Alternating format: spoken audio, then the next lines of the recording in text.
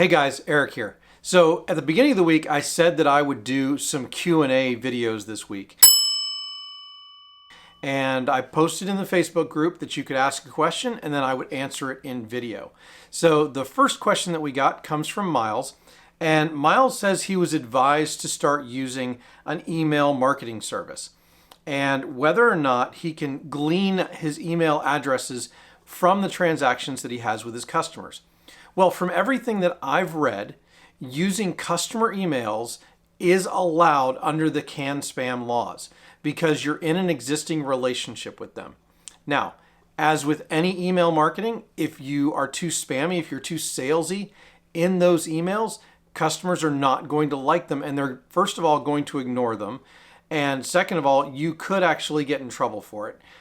So you don't want to overdo it because you just don't want them causing a stir. So here's what I would do. Number one, yes, you need to do email marketing. You need to set up things on your website to allow people to ask for more information. And if they ask for more information, they can opt in to your email correspondence.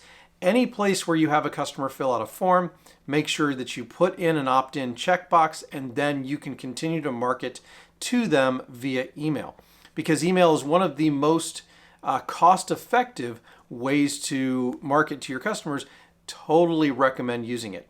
Now, the service that I used, and you can use any service you want, but make sure that you use one that helps you stay compliant. That's probably the most important thing with email marketing, is staying compliant. I used MailChimp. It's very easy to use. It helps you stay compliant, and it is really easy to make really great looking emails. So if you have a customer base that you have email addresses for, you can go ahead and load those up into a service like MailChimp, and then you can go ahead and start sending things out to those email addresses.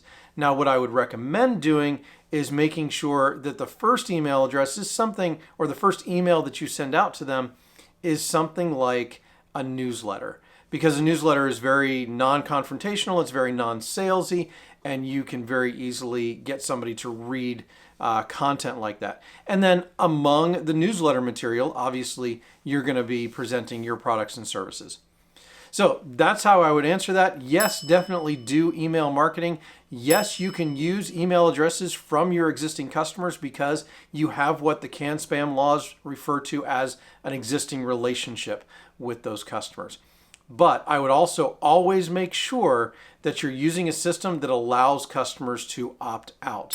That's one of the key things in CAN-SPAM laws, is you need to make sure that you give your customers that option of opting out. So thanks for watching this video. You guys can go ahead and submit more questions to the Facebook group. That would be great. Then I'll have more content to create videos from. If you like this video, go ahead and hit that like button.